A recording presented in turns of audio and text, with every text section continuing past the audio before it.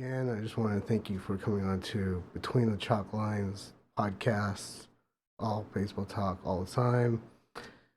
Special guests. We don't get a lot of them, but when we do, we're always happy to have them. Today it's you, Coach Wyland. Your Panthers were quite the story for the last couple of weeks.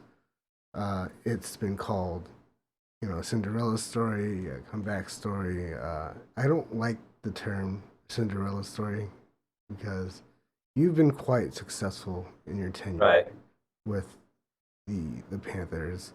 Yeah. Quickest coach to 300 wins, uh, several titles within the D3 division, super regionals, regionals. This was your second time to the D3 College World Series. Yeah.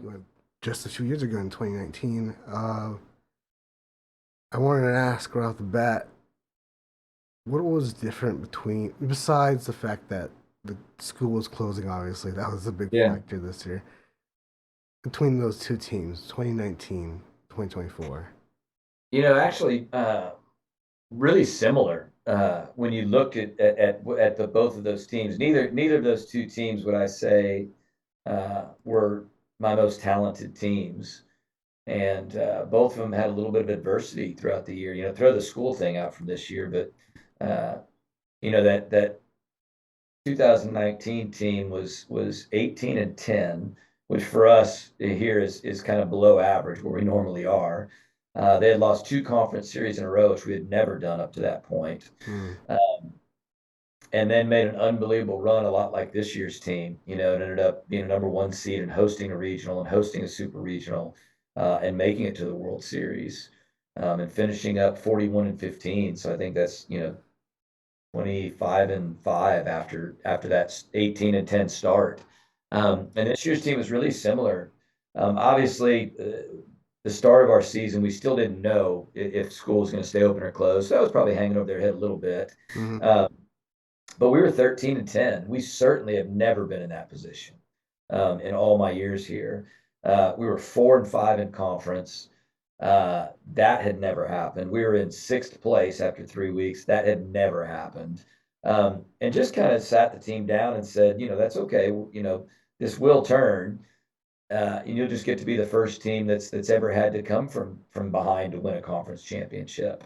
Well, then in March we find out the school is closing. So you put the 13-10 thing on there, and all of a sudden they go 19-4, 22-4, sorry, since then. Uh, and then the school is closing, and it's incredible what this team has done. Um, so a lot like that 19 group, just battled through adversity, which by the end of the year just made them extremely tough because they had already seen defeat. They had already seen being down. It just didn't phase them, and they're really similar. Yeah, it sounds like there was a lot of grit in both of those teams, and especially No this doubt. this this team with what like you said, they had hanging over their heads, the fact Yeah. that the school was closing down. Um, when you were made aware you had a sit down with the Yeah. team, what was talked about when you sat down those young men? They're not boys anymore. They're No, they're young not. men. Obviously, they're adults. Yeah. I mean, they have to be thinking about things. What's happening to me after the end of the school Yeah. semester? Well, So, it's something we've talked about a lot, and I think it more than that, more than anything, I challenged them with this just gives us an opportunity to truly flesh it out. We talk about handling adversity. Well, this is a lot of adversity. We talk about handling disappointment. This is one of the biggest disappointments you ever had. We talk about handling uncertainty. I mean, what's next? What do I do? It's like all these things came together in this. And, I kind of sat them down and as young men, like you said, is the first thing I told him is this is a crappy situation, obviously, right? Nobody wants this. You didn't ask for this. no. Um, but one of the things that we talk about in our program is, man, show up, dive in, and hang on. And you didn't ask for this situation, but don't run from it. Stay here and show up and face it. And I said, there's different things we'll talk about when you talk about dive in. It's like, okay, how am I going to get through this? Like, what is it going to take for me to get through this? What is it going to take for me to kind of process this? And first I told him was, man, it's okay to be sad. Like there's a lot of crying. And I said, this isn't a one-time thing either, right? Like, you know, you're going to find sadness over the course of the next 2 months, 2 years at some point, thinking about this. And I equated it, just like when you lose someone you love, it's not just sad the day it happens. There's going to be something that reminds you of what you've lost tomorrow and next week and next month. And just talk about, man, it's perfectly normal. We're not going to say, brush it to the side, deal with, no, and we're going to grieve, and that's okay. The second thing I told him was, though, that, you know, even amongst pain and uncertainty, life does go on, and while we grieve this, we still have to live and do what's in front of us, right? We still have to go to school. We're still going to play this game. We're still going to, try to reach all of our athletic and academic goals. And that's not going to be an easy thing to do. That's the dive in part, right? That's going to be hard work, but you have to be intentional about it. Um, you have to think about this because even last year, this was a possibility even last year that we might have closed Okay. last spring. Um, and I said, we saw a lot of students quit. They quit going to class. They quit giving their best effort.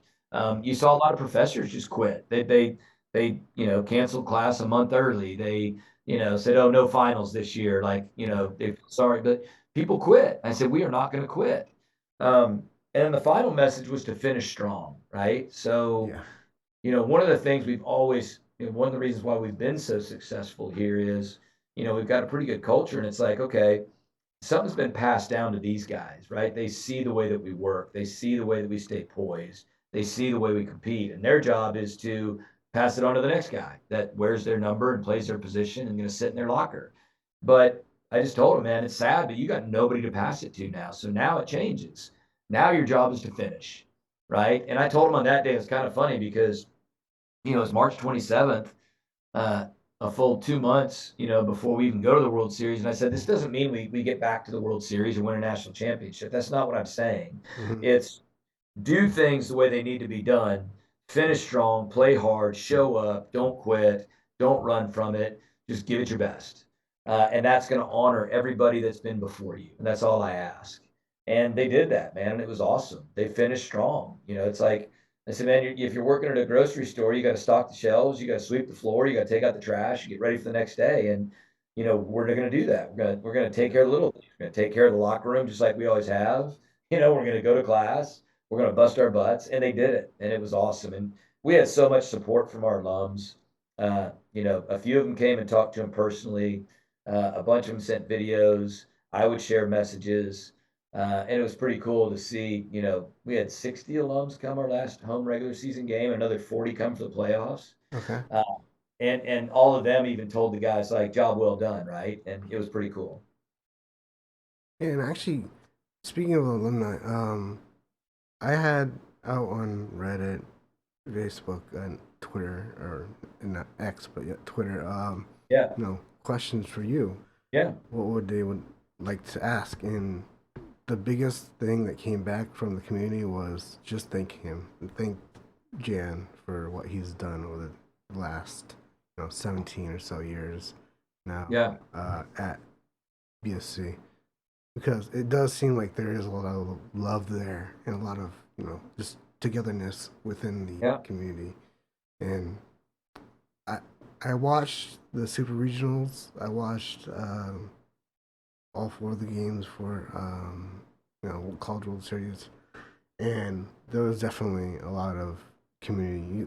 You had people there Yeah. in the stands, the College World Series, Yeah. and I saw that you had GoFundMe. You raised well over $100,000 Oh yeah. to have Yeah. your boys fly first class, basically. Yeah, we got the charter, man. It was awesome. It was You awesome. had a private charter. There you go. Yeah, better, even better than first class. Yeah. Um, but on the return way back, they wanted to take the bus, Yeah. and it showed that they wanted us to be together. Still, Yeah. No, it's really cool. And I think any really good team that is good, for an extended period, right? For sustained success. I think you'll find that like that's the common bond.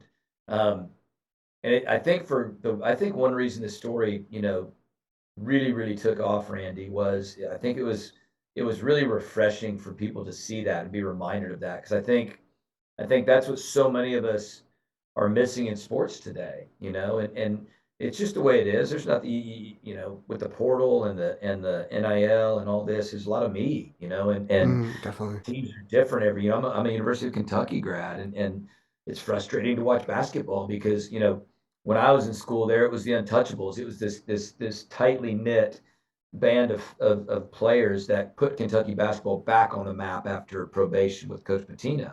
It was Richie Farmer and Darren Feldhouse and John Pelfrey. You know, not NBA guys, but team guys. Yeah. And Kentucky basketball has been good lately, but when you look at the talent level and how they, I guess you would think would underperform, it's because, I think you got a group of individuals, and for these guys to stay together, I tell people all the time, this is a master class in togetherness. We've always had a really tight program. Mhm. Our alums have always come back. They've shared with the guys. They come to games and sit on the patio, and it has been a family deal. But this year, it's like I think they could have chosen on that day, March 27th, right? Hey, things aren't going well comparatively to what we usually do. I got to figure out what I'm going to do next year, and jumped immediately into that. And they didn't, man. They jumped into each other. I thought we had a strong leadership and a strong message as a staff, but Definitely. as well as I do, man, they bought in. I mean, they hopped all into it and said, yeah, we're going to honor everybody. And they had more fun than any team I've ever had. They were tighter than any team I've ever had, even with all these distractions and the probably temptation to think about themselves and what about me? And it was awesome. I mean, and I think that's why the story took off was not just the resiliency you mentioned or the grit, but it was the joy and togetherness that we're seeing less and less of now in college sports because it's just a contractual thing, a year in and year out thing.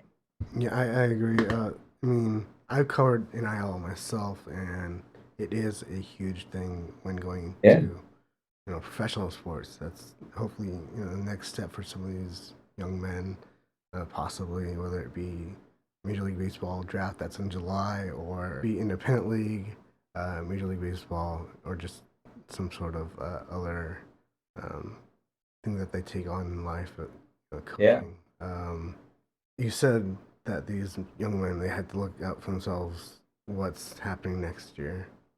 Yeah. That's a question that I wanted to ask you also, because I know that there is no more Birmingham Southern. Yeah. It, have you had offers, or have you just considered retiring possibly? Yeah. Um, Yeah. Not retiring. I'm still young for that. Um, I mean, I've said this is I won't move um, just to say I'm a coach. I've done this for a long time. I was in the SEC for 13 years as an assistant. Been here 17 years and done some really special things. And I've had opportunities to leave, and I don't regret not leaving. This truly is a special place, and it's not the only place that you can win championships. It's a great academic experience for the guys. It sets them up for success. But it really is a place where you can cultivate relationships. mhm. And if I can find that somewhere else, I will absolutely do it. I still have a passion for this. And it's not like I told the players, there will never be another BSC. Um, you know, but that doesn't mean that, I can't go create something very special someplace else. And our players can't go have a great experience somewhere else. Mhm. Um, and that's kind of where I'm at. I've had some calls and I'm in some conversations, and fortunately there have been a couple things where maybe it can be a fit. Nothing's finalized yet. Okay. Um, Had a lot of players that want to play where I am, and I kind of it's hard because I told them, well, most of the time there's already going to be a roster there. I can't bring in 30 guys, so a lot of it's going to be dependent on roster size and things like that. But yeah, it's kind of sad to think that we're all going our different ways. But I'm Yeah. really hoping that not just me, but that our players find the right fit. About five of them have really finalized where they're going. I think Okay. another 5 or 10 are probably pretty close. Um, but yeah, so while I'm trying to figure out what's best for me, I'm also trying to get on the phone and help these guys find homes for them, and that's probably the most important thing right now. Mhm. Um, and I know that. it has been confirmed that your 2024 group of young men will be having a documentary made of them. Yeah. Uh, Yeah. does that kind of just blow your mind that any team, or just the fact that Yeah. No, I mean, somebody took so much interest in this team at all that they wanted to follow you around with cameras and Yeah, well, even before, I mean, that day when they called, it was after we won that Lexington regional, and someone had made that post of, hey, this is a school that potentially could play past it, and it just took off in social media, and it was like, I guess it shows the power of social media. If the right person, you get on the right, platform that forwards it, and well, I got into the office that Monday, and normally if we win a regional, there'll be a local TV. I had those messages on my phone like, hey, CBS or NBC local, they yeah. do it. Okay, come out and talk to the teams. Okay. And then I looked at my voicemail, my email, and there was ESPN, New York Times, Washington Post, AP, and I was going because I'm not a social media guy. I'll be honest with you. I mean, I watch it a little bit, but I was like, what is going on here? Yeah. And our sports information director came and said, man, with the combination of all these, different forwards, and like that original post has been like over 3 million times. I was like, what? So started to really figure out how am I going to do all these interviews. And then I got this call from the production company. They're like, man, this is magical. We love it. And so within like 6 hours, I guess our athletic director and president and myself had kind of formulated like, yeah, man, let's do this. Why not? And normally as a coach, you don't like distractions, So I was like, normally I would be against that. But then I thought, you know what, man, like what these guys have done is pretty special. And they'll have no field to bring their kids back to or their grandkids back to. It's like, why not have it recorded? You know what they'll do. And looking back on it now, Randy, I think it's pretty awesome. I told the producer this. It's like I really believe it added an element of destiny in our guys' minds. On especially that we had stomach virus going around, and I don't know how the heck we played it at the second game of that super regional, but I think there was just this calmness, this feeling like that's okay. We're supposed to win this, right? There's this story.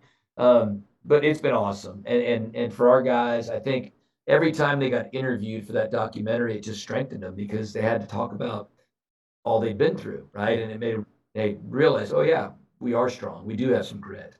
We are tight. We are together. And I think it's added a lot of value, and I think it's going to be pretty cool to see.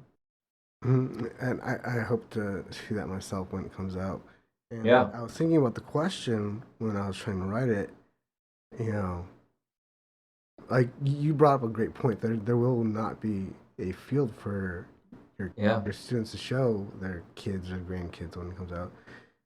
I was going to ask, like, how do you feel this could possibly impact others that might be going through the same situation, or just some kind of strife in their own lives, and you see that these young men yourself pull through something that is almost unimaginable.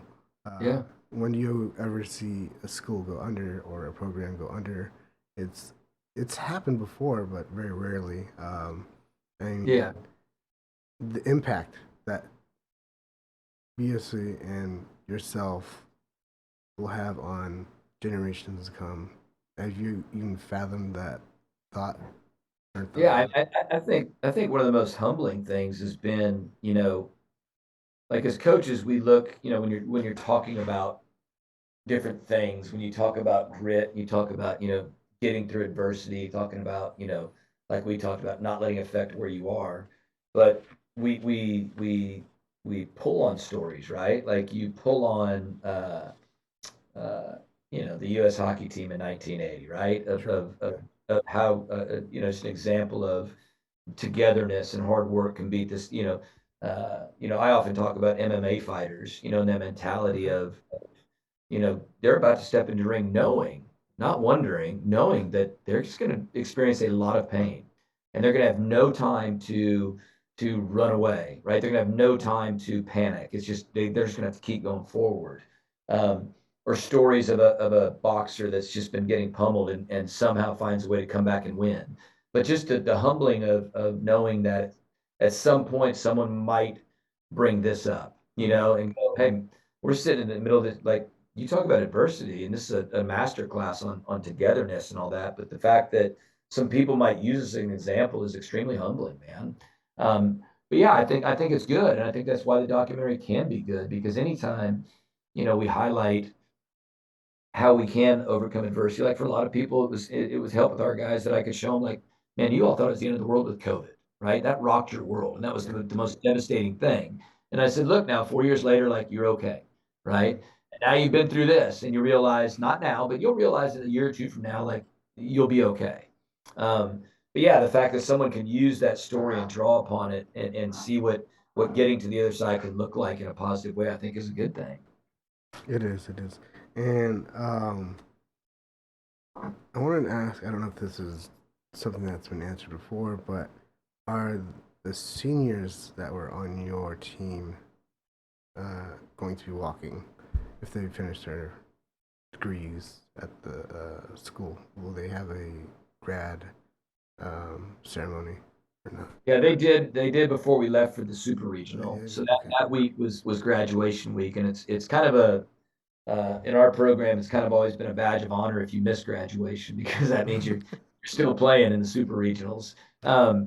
So our president is awesome, and he came over. I guess we left on Wednesday, but he came over the day before we left, and after practice, they put on their caps and gowns, and he took pictures with them with their diplomas, Great. and they tossed it up. So yeah, they got a little personal attention, which is cool. I love that. Sounds awesome. And then you mentioned the fact that this was hangover in 23, the possibility Yeah, of closing doors. yeah. What's your opinion, if you have one, on the fact that a 168-year-old school closed due to financial shortfalls and declining enrollment? If you have one, it's a personal opinion. Yeah, I do. I think it's a shame. I mean, and Birmingham-Southern is probably there's a lot of small schools that have closed over the last 2 years. I think Birmingham-Southern is probably the first one that's you know really had the academic standing that we've had, and Okay. the doctors and the lawyers and the dentists that we put in our community, and the value that we've added to this state for years. It's been one of the top institutions. It's not like it's the small school that just kind of uh, isn't a big impact in the state. It's a huge one. I think it's sad, and because it's a lot like Walmart and Lowe's and Home Depot. Are going to continue to thrive, and your mom and pop grocery stores and hardware stores are going to go out of business. And um, it is sad because a place like this, not everyone wants the 35,000 student experience. A lot of them want a more personal experience. A lot of them want to be hands-on with their professors. A lot of them want, true relationships with the people they go to school with, and not just, oh, the 10 people in my sorority or things like that. Yeah, But you know a lot of different people on campus. Um, it's a much greater feeling of community. It's a much more personal education, and I just hate that great option is gone for a lot of people. I agree. I mean, I've been to Birmingham several years ago, but Birmingham is a lovely city and Yeah, Alabama, a lovely state. A lot of history there in Alabama that people yeah, just kind of gloss over and they don't know at yeah. all. Um, I mean, if you're someone listening and you haven't gone to Alabama or Birmingham, um, if you get the chance, definitely go. It's a lovely place. It's not in the summer. It gets a little Yeah, no, it can sticky. be a little sticky in the summertime. Yeah, Midwest and South are very similar in that aspect. But Yeah, I guess the one of the last things I want to ask is you. I know you speak of working and wearing that number and passing it on to the next player, um, so they can have it next year. yeah, You're the last that 2024 team's last should have been wearing those numbers. They're gonna hang them up. Is there any specific moment in this year or any other during your tenure that just sticks out? Because you're it, coach, and Yeah. you're the last. You're the last one that Yeah. You know, everyone will hear about. And yeah, I don't think there's a moment or a game, that really because, and I think that's what I told our guys down the stretch was this place has really been about the sustained excellence and even our guys, man, they do a great job in the classroom. They're great people.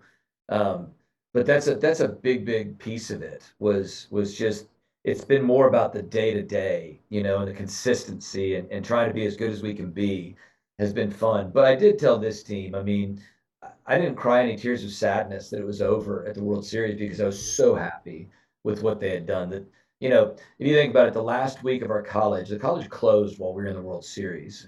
yeah, They had their last graduation. People drove off this campus for the last time, will never come back to work. Students left and will never come back. And there was a lot of grieving going on. Yet this team brought joy during that time. And the support we've had and the watch parties. I mean, that doesn't happen for a 10,000 student school, but the watch parties in town. And then I told them, when my first class started here in 2007, I had no players the year before. We made a move from Division I to Division III. And when I started it, I had no team. I recruited a whole new team. And I told that team, I said, man, your job is to get us to become one of the 5 best programs in the country. And for us to kind of start there and finish actually at the World Series was pretty cool, right? A pretty cool start at the beginning. It wasn't, oh, we slipped and we went down. It's like, no, man, we finished at the pinnacle. Uh, but I think that walk-off home run in the World Series, I had so many of my alums reach out and say, man, I don't even care what happens after this. Like, that's what I needed, right? I just needed that moment at the World Series. And so I'll probably take that moment with me. yeah, for the win you had, Yeah. I was definitely. I mean, there were several walk off home runs during your 2024 season, Oh, for yeah. sure. But Yeah. I mean, for me, just that, I think there was a 127 pitch shutout by Yeah. LaRoche. Drake. Yeah, That was a great game at the two regionals. that And was. you told me when I asked you for an interview, let me get through tomorrow first. Yeah, I exactly. remember that was the first thing you said. Yeah. Like, okay, that's fair because you do have 2 more games, Yeah. but I had all the faith in the world, and there you went, and you knocked off Denison 7-6 to Yeah. punch your ticket to Ohio, and yeah, I had no doubts that you're going to the College World Series this year. No So doubt. congratulations on that. I appreciate it. Again, I mean, a great story to follow. You seem to be a great man yourself, and I hope all the best for you uh, in the future. And thank you for taking the time out of your day to talk to me. That's awesome, man. No, man, anytime people want to highlight our story or what we've done or even our sport in general, we'll take that time. So thank you for doing that, man. I appreciate it.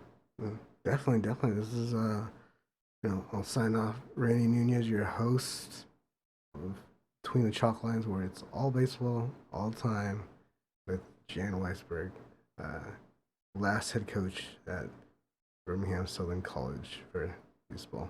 Thank you.